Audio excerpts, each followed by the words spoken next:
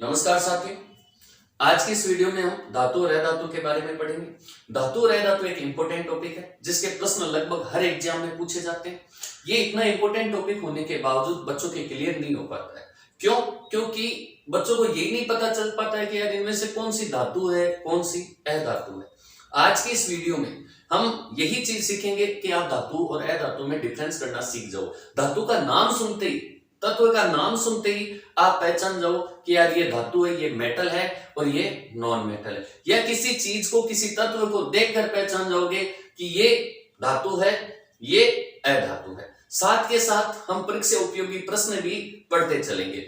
तो देखो, सबसे पहले मैं आपको बताता हूं कैसे आप नाम से पहचानोगे धातु को। अगर कोई धातु है ना, रूल 1 ध्यान रखना, अगर कोई धातु है ना तो धातु के नाम के पीछे यूएम लगेगा। यूएम अंग्रेजी में आ गया, हिंदी में क्या लगेगा? अम लगेगा। अगर नाम के पीछे यूएम या अम लगा हुआ है इसका मतलब वो धातु है। जैसे उदाहरण से सोडियम, पोटेशियम, नाम के पीछे क्या लगा हुआ है? अम लगा हुआ है। यूएम लगा हुआ है, इसका मतलब वो क्या है? धातु है। जैसे आप ले लो लोहे को, आयरन को। अब सर इसके पीछे तो यूएम नहीं लगा, तो ये मेटल है कि नहीं है? बिल्कुल ये भी मेटल है, परंतु यहां दिक्कत क्या है कि आपको यूएम नहीं दिख रहा है। तो ध्यान रखना, आयरन इंग्लिश का नेम, लोहा हिंदी का नाम है, जबकि विज्ञान की उत्पत्ति हुई है लैटिन भाषा में। लैटिन शब्दों के पीछे ही यूएम लगेगा। ध्यान रखना इस चीज को कि अब लोहे का लैटिन नाम क्या है? फेरम। तो फेरम में आप देखते हो नाम के पीछे अम लगा हुआ है, यूएम लगा हुआ है। ऐसे ही आप ले लो तांबा, तांबा कॉपर बोलते हैं, कहीं यूएम दिखाई नहीं देगा आपको, परंतु आप देखोगे कि इसका लैटिन नाम क्यूप्रम है, इसमें आपको क्या दिख जाएगा? अम दिख जाएगा। जैसे पारा, पारे का लैटिन नाम क्या है? हाइड्रेजियम, इसमें भी आपको क्या दिख जाएगा? अम दिख जाएगा। तो तत्वों के जो लैटिन नाम है ना, उन लैटिन नामों में यूएम या अम का प्रयोग होता है, तो वो क्या है? धातु है। एक दो उदाहरण और बता देता हूं। जैसे चांदी, चांदी का लैटिन नाम है अर्जेंटम, यूएम अम आ गया है। सोना, सोने का लैटिन नाम है ओरम, तो आ गया यूएम। तो अगर किसी तत्व के नाम के पीछे यूएम लगा हुआ है ना, इसका मतलब वो क्या है? मेटल है। ऐसे ही देखो आप अधातु, अधातु के नाम के पीछे यूएम नहीं लगेगा। जैसे आप किसी भी अधातु को ले लो, ऑक्सीजन, कार्बन, नाइट्रोजन, किसी के भी नाम के पीछे यूएम नहीं लगता है सिवाय एक के, और वो एक कौन है? हीलियम। हीलियम याद कर लो, हीलियम के नाम के पीछे यूएम लगता है और वो अधातु है, धातु नहीं है। यानी आप कह सकते हो हीलियम इस रूल का क्या हो गया? अपवाद हो गया। ध्यान रखना, हीलियम क्या है? हीलियम एक गैस है और अक्रिय गैस है, निष्क्रिय गैस है। तो सबसे हल्की अक्रिय गैस कौन सी है? हीलियम है। याद रखना आपने। ये हो गया अपना रूल 1। अब अपन बात करते हैं रूल 2 की। ये हमने नाम से पहचाना, अब हम देखकर कैसे पहचानेंगे कि ये धातु है या नहीं है। तो देखने के लिए अपने को क्या करना है? अपने को उसकी सतह को देखना है। आप किसी मेटल या नॉन मेटल किसी तत्व की सतह को देखते हो, और अगर सतह फ्रेशली कटी हुई है, ताजा काटी हुई सतह है, फ्रेशली कट सरफेस आप किसी एलिमेंट की देखोगे तो वो आपको चमकीली दिखाई देगी। कैसे दिखाई देगी? चमकीली। अगर किसी तत्व की ताजा कटी हुई सतह चमकीली दिखाई दे रही है, इसका मतलब है वो क्या है? धातु है। पर इसमें कुछ अपवाद है, और वो अपवाद क्या है? पारा। पारा एक ऐसी धातु है जो चमकीली नहीं होती। अब अधातु की बात करें, अधातु में ध्यान रखना, सामान्यतः अधातुओं की सतह चमकीली नहीं होती है। सामान्यतः अधातुओं की सतह चमकीली नहीं होती है। ध्यान रखना इस चीज को। परंतु इसके भी कुछ अपवाद है। ये अपवाद ही परीक्षा में इंपॉर्टेंट होते हैं। ध्यान रखना, विज्ञान में अपवाद अपने आप में एक नियम है, और कंपटीशन में अपवादों के प्रश्न ही ज्यादा पूछे जाते हैं, इसलिए अपवाद याद रखने अपने को। धातुएं चमकीली होती है, बिल्कुल होती है। अधातुएं चमकीली नहीं होती है, पर अपवाद याद रखना। पहला अपवाद क्या है? आयोडीन। आयोडीन आप टिंचर में देखते हो, पोविडीन आयोडीन ऑइंटमेंट आता है जो घाव के ऊपर लगाया जाता है, उसमें वो आयोडीन होती है, आपने देखा होगा वो चमकीली क्रीम से निकलती है, उसमें आयोडीन चमकीली होती है। दूसरा अपने को याद रखना है सल्फर, सल्फर भी चमकीला होता है। तीसरा अपने को याद रखना है कार्बन, कार्बन के अपरूपों की बात कर रहा हूं मैं, कार्बन के दो अपरूप चमकीली सतह रखते हैं, एक हीरा और दूसरा ग्रेफाइट। इन चार को छोड़कर बाकी जितनी भी अधातुएं हैं ना, उनकी सतह चमकीली नहीं होती। तीसरा नियम देखो, अगला जो फंडा है धातु को पहचानने का, वो है उसकी अवस्था। सामान्यतः धातुएं ठोस होती है, धातुएं ठोस होती है, किनको छोड़कर? आपने पढ़ रखा होगा, अपवाद पढ़ रखा होगा, पारा, पारे को छोड़कर धातुएं सामान्यतः ठोस होती है। पारा एक ऐसी धातु है जो द्रव अवस्था में पाई जाती है। साथ में ध्यान रखना दोस्तों, पारे के अलावा गैलियम भी कमरे के तापमान पर द्रव होती है। पारे को छोड़कर गैलियम, पारे के अलावा गैलियम भी कमरे के तापमान पर ठोस होती है। जबकि अपन बात करें अधातुओं की, अधातुएं ठोस भी हो सकती है, द्रव भी हो सकती है और गैस भी हो सकती है।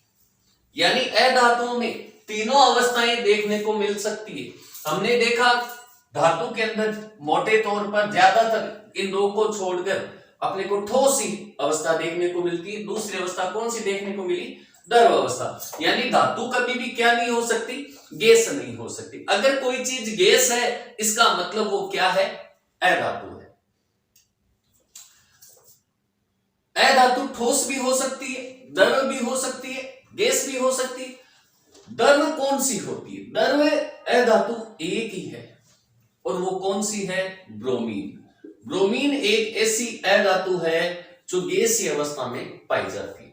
तो अपन तत्वों की बात करें, कुल तत्वों में 3 तत्व ऐसे आगे, एक पारा, दूसरा गैलियम और तीसरा ब्रोमीन, जो द्रव अवस्था में पाए जाते हैं। बाकी आप देखो, जितनी भी गैसें हैं, सभी गैसें अधातु होगी, चाहे वो ऑक्सीजन हो, चाहे वो नाइट्रोजन हो, चाहे वो अन्य कोई सी भी गैस हो। और सामान्यतः ध्यान रखना, तत्वों में गैसों की संख्या क्या है? कितनी है? 11 है। 11 की 11 गैसें कौन सी अवस्था में है? कौन सी कैटेगरी में है? अधातु वाले में। अगला देखते हैं, अगला रूल क्या है? अगला रूल है चालकता। चालकता के आधार पर भी आप धातु और अधातु में अंतर कर सकते हो। चालकता कैसे?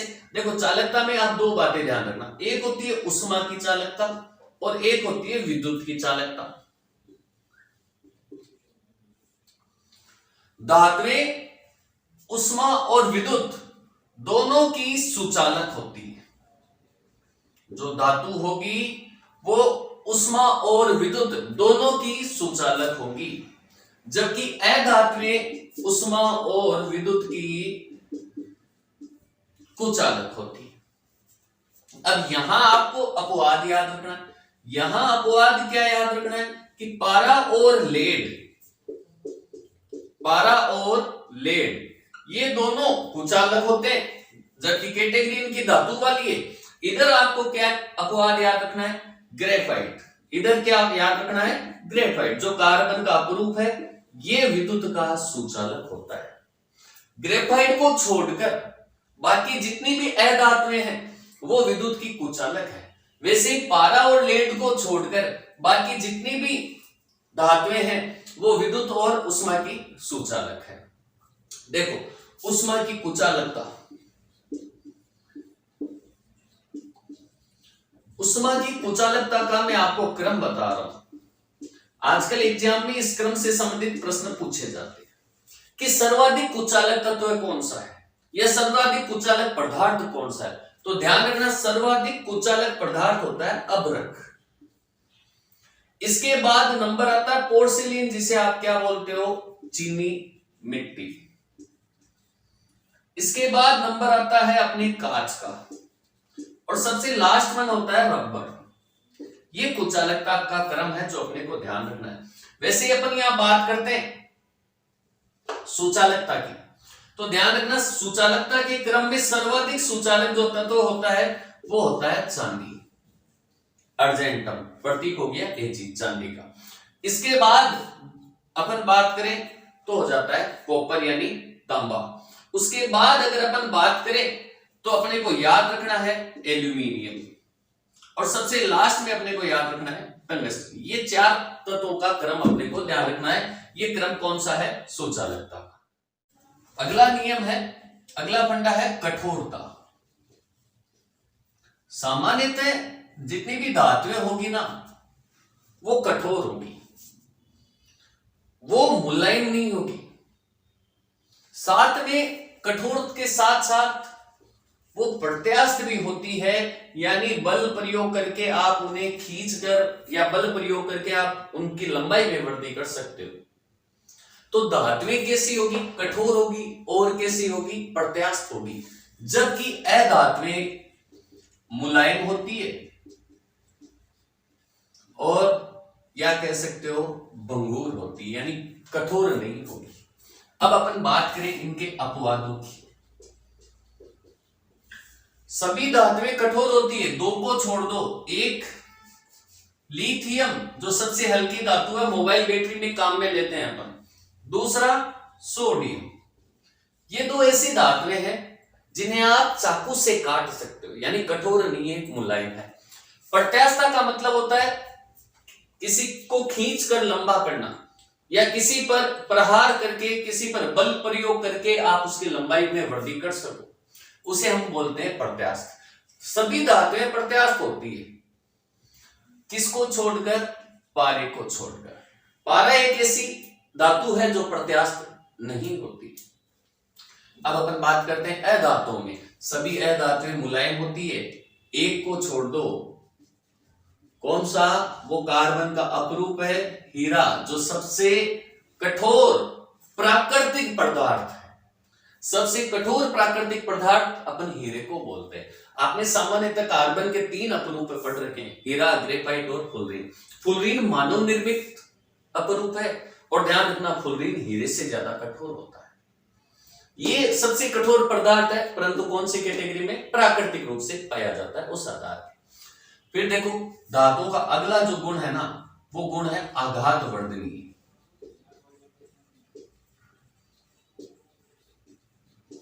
सभी धातुएं आघात वर्धनीय होती है। आघात का मतलब प्रहार, वर्धे का मतलब बढ़ना, यानी जब आप धातुओं पर प्रहार करोगे ना तो उनके आकार में वृद्धि होगी, और आकार में वृद्धि होने के कारण ही हम धातुओं के क्या बना पाते हैं? तार बना पाते हैं। धातुओं को आप पीट कर एक निश्चित आकार में ढाल लेते हो, पीट कर उनके आकार में वृद्धि कर लेते हो, वो इसी गुण के कारण कर लेते हो। और ध्यान रखना सर्वाधिक आघात वर्धनीय तत्व अगर पूछ ले आपसे तो इसका आंसर क्या होगा? सोना। सर्वाधिक आघात वर्धनीय तत्व कौन सा है? सोना है। जबकि जो अधातुएं है ना वो आघात को सहन नहीं कर पाती है। इसकी चर्चा हम यहां कर चुके हैं कि अधातुएं कैसी होती है? भंगुर होती है, यानी जब आप उन पर प्रहार करोगे तो उनके छोटे छोटे टुकड़े हो जाएंगे। अगला कंसेप्ट देखो क्या है। अगला कंसेप्ट है गलनांक और क्वथनांक।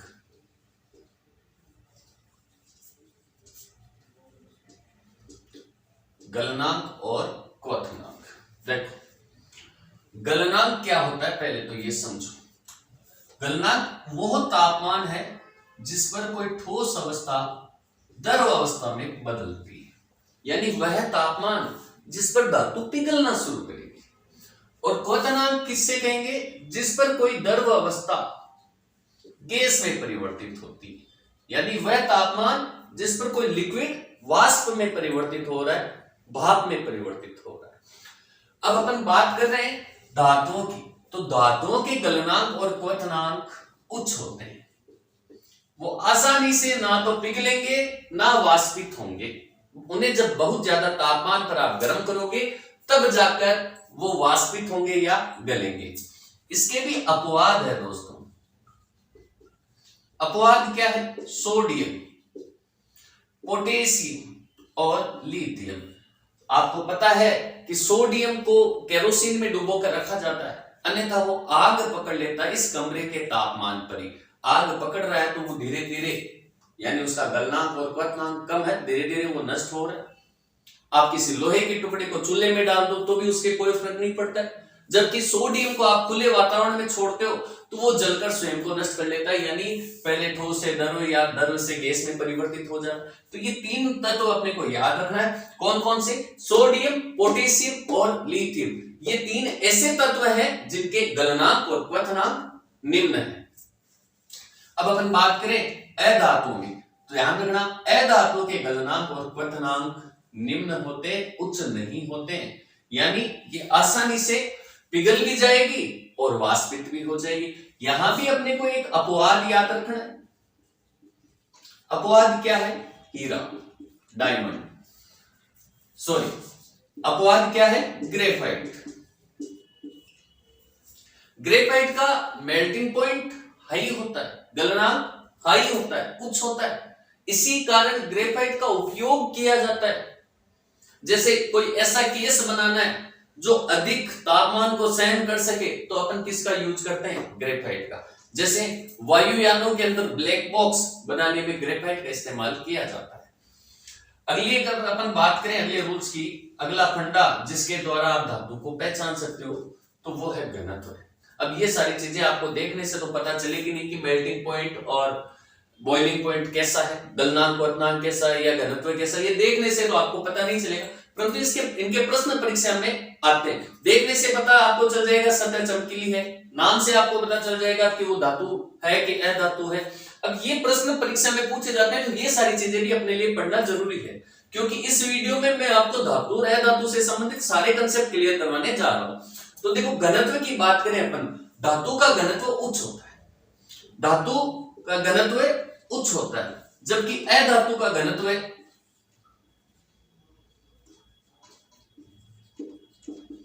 निम्न होता है। अधातु का घनत्व निम्न होता है। यहां भी अपने को एक अपवाद याद रखना है। अपवाद क्या है? हीरा। हीरे का घनत्व उच्च होता है, जबकि बाकी अधातुओं का घनत्व निम्न होता है। धातुओं में लगभग सभी धातुओं का घनत्व उच्च है, केवल जिनको आप आसानी से काट सकते हो, सोडियम और पोटेशियम को छोड़कर, बाकी लगभग सभी धातुओं का घनत्व उच्च होता है। अगला कंसेप्ट है अपना कि धातुओं के ऑक्साइड कैसे होते हैं। देखो, एक ऑक्सीजन ऐसा तत्व है जो इस प्रकृति के अंदर जितने भी तत्व पाए जाते हैं उन सब के साथ जुड़ जाता है, उन सब के साथ मिलकर यौगिक बना लेता है, सिवाय निष्क्रिय गैसों को छोड़कर। और ऑक्सीजन जब किसी तत्व के साथ जुड़कर यौगिक बनाता है ना, तो उस यौगिक को अपन ऑक्साइड कहते हैं। अब जो ऑक्साइड बनता है तो उस ऑक्साइड से भी अपन पहचान सकते हैं कि यार ये धातु का ऑक्साइड है या अधातु का ऑक्साइड है। कैसे? कि जो धातु का ऑक्साइड होता है ना, ये धातु का ऑक्साइड होता है क्षारीय। धातुओं के ऑक्साइड कैसे होते हैं? क्षारीय। जबकि अधातुओं के ऑक्साइड होंगे ना, वो या तो होंगे अम्लीय या होंगे उदासीन, या तो होंगे अम्लीय या होंगे उदासीन। अब देखो, परीक्षा में आपसे पूछ लिया जाता है कई बार कि प्रश्न दे दिया कार्बन डाइऑक्साइड अम्लीय है कि क्षारीय है कि उदासीन है, उस समय बच्चा कंफ्यूज हो जाता है कि यार ये इतना टफ प्रश्न कैसे पूछ लिया, किस किस का अपन याद करेंगे। किसी का याद नहीं करना है, कंसेप्ट याद रखना है कि अगर अधातु है तो या तो वो अम्लीय होगा या फिर कैसा होगा? उदासीन होगा। अब हमें पता है कार्बन अम्ल नहीं आ रहा है नाम के पीछे, इसका मतलब अधातु है, और अधातु का ऑक्साइड या तो अम्लीय होगा या फिर कैसा होगा? उदासीन होगा। तो यहां आप देखो, कार्बन का जो ऑक्साइड है ना, वो कैसा होता है? अम्लीय होता है। ऐसे ही देखो H2O जल, ये उदासीन होता है। हाइड्रोजन एक गैस है, सभी गैसें अधातु होती है, हाइड्रोजन का ऑक्साइड है, जल बोल दो, हाइड्रोजन ऑक्साइड बोल दो, एक ही बात है। ये कैसा हो गया? ऑक्साइड उदासीन हो गया। ऐसे ही आपसे पूछ ले Fe2O3, ये अम्लीय है, क्षारीय है कि उदासीन है। तो ध्यान रखना ये कैसा होगा, धातु है, धातु है, इसका मतलब ये कैसा होगा, क्षारीय होगा। इसी कारण देखो जब अपने कोई मक्खी वगैरह डंक मार देती है उस समय हम लोहे की वस्तु को रगड़ते हैं, क्यों? क्योंकि मक्खी के डंक में एसिड होता है, उस एसिड को उदासीन करने के लिए क्षार रगड़ना जरूरी होता है। लोहे की एक आदत होती है, आपने देखा होगा, उस पर आसानी से जंग लग जाती है, उसके ऊपर की सतह का कलर चेंज हो जाता है, कारण लोहे पर ऑक्सीजन की परत जम चुकी है, लोहे के साथ ऊपर वाली सतह पर ऑक्सीजन क्रिया कर चुकी है और वहां ऊपर वाली सतह पर लोहे का ऑक्साइड बन चुका। और लोहे का जो ऑक्साइड है वो क्षारीय प्रकृति का होता है, यानी आप जो कोई लोहे की वस्तु को सतह पर रगड़ रहे हो वो ऊपर से क्षारीय प्रकृति की है। अब जो डंक था उसमें एसिड था, ये क्षारीय है, एसिड और क्षार दोनों मिलेंगे तो उदासीन हो जाएगा, आपको डंक के दर्द से मुक्ति मिल जाएगी। यही कारण है कि हम लोहे की वस्तु को रगड़ते हैं। अब दोस्तों अगर लोहे की वस्तु नहीं मिली तो तांबे की रगड़ लो, तांबा भी तो धातु है। यहां जितनी भी धातुएं होंगी ना उनके ऑक्साइड क्षारीय होंगे, केवल 3 धातुओं को छोड़कर, और ये 3 परीक्षा के लिए बहुत इंपॉर्टेंट है, ध्यान रखना। इनके प्रश्न बार बार परीक्षा में पूछे जाते हैं। वो 3 तत्व कौन कौन से? एक हो गया एल्यूमिनियम, एल्यूमिनियम का ऑक्साइड बन गया Al2O3, दूसरा है जिंक ऑक्साइड और तीसरा है टिन ऑक्साइड। ये तीनों के तीनों उभयधर्मी की श्रेणी में आते हैं। ये तीनों के तीनों कौन सी श्रेणी में आते हैं? उभयधर्मी की, यानी अम्लीय और क्षारीय दोनों। इन 3 को छोड़कर बाकी जितनी भी धातुएं हैं उनके ऑक्साइड कैसे होते हैं? क्षारीय होते हैं। अगला कंसेप्ट अपना लास्ट कंसेप्ट है कि धातुएं विद्युत ऋणी होती है जबकि अधातुएं विद्युत धनी होती है। अब देखो जो साइंस बैकग्राउंड के स्टूडेंट है ना उनके तो ये बात आसानी से समझ में आ जाती है, और जो साइंस बैकग्राउंड के विद्यार्थी नहीं होते हैं ना उनके ये बात आसानी से समझ में नहीं आती। तो इसको ऐसे समझो कि धातु का कोई यौगिक है ना, जैसे ये सोडियम क्लोराइड, सोडियम धातु है, ठीक है, इसके साथ क्लोरीन जुड़ी हुई है। सोडियम क्लोराइड एक यौगिक है। इस यौगिक को जब आप तोड़ोगे, किसी भी चीज को आप 2 तरीके से तोड़ सकते हो मोटे तौर पर, एक उसका विद्युत अपघटन करके, एक उसका जल अपघटन करके। मान लो मैं इसका चाहे तो विद्युत अपघटन करूं चाहे जल अपघटन करूं, इसको मैं तोड़ूंगा तो ये सोडियम अलग होगा, क्लोरीन अलग होगा। सोडियम पर आप देखो कि सदैव प्लस ही लिखा होता है। इसके पीछे कारण क्या है, इस चीज को समझना कि ये सोडियम है, इसका परमाणु क्रमांक है 11। परमाणु क्रमांक क्या होता है? प्रोटॉन की संख्या। तो इसमें प्रोटॉन कितने हो गए? 11। अब सामान्यतः ये सोडियम उदासीन है, इस पर कोई चार्ज नहीं लगा हुआ है, ना ये प्लस लिखा हुआ है ना माइनस लिखा हुआ है, इसका मतलब इस पर कोई आवेश नहीं। प्रोटॉन होता है प्लस, इस सोडियम में 11 प्लस है, पर यहां आवेश 0 लगा हुआ है, कुछ भी नहीं लगा हुआ। इसका मतलब इस सोडियम के जो 11 प्लस है उसको उदासीन कर दिया, उसको न्यूट्रलाइज कर दिया किसने? 11 माइनस ने। और माइनस चार्ज वाला तत्व कौन सा होता है? इलेक्ट्रॉन। इस सोडियम के अंदर 11 प्रोटॉन है तो 11 ही इलेक्ट्रॉन है। अब ये सोडियम किस में कन्वर्ट हो रहा है? ये कन्वर्ट हो रहा है Na+ में। ये Na+ में कन्वर्ट हो रहा है, इसका मतलब क्या हो गया? इसमें 1+ ज्यादा है। 1+ ज्यादा है तो ध्यान रखना कभी भी प्रोटॉन की संख्या बदल नहीं सकती। अब प्रोटॉन की संख्या कभी बदल नहीं सकती, इसका मतलब प्रोटॉन तो कितने रहेंगे? 11 ही रहेंगे। अब 1+ भी ज्यादा करना है, इसका मतलब अपन क्या करेंगे? 1- को कम कर देंगे। 1- को कम कर दिया, इसका मतलब इलेक्ट्रॉन कितने हो गए? 10। पहले Na था, अब Na+ है। Na था तब उसके अंदर 11 ही प्रोटॉन थे और 11 ही इलेक्ट्रॉन थे। अब क्या हुआ? अब 1+ आ चुका है, यहां 1+ आ चुका, इसका मतलब प्रोटॉन या प्लस की तुलना में 1- कम है, 1 इलेक्ट्रॉन कम है।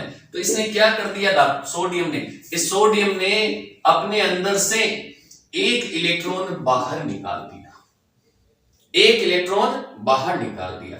यही इस चीज की परिभाषा होती है कि जो इलेक्ट्रॉन का त्याग करते हैं ना उसे आप क्या बोलोगे? विद्युत ऋणी। और जो इलेक्ट्रॉन ग्रहण करते हैं उन्हें आप क्या बोलोगे?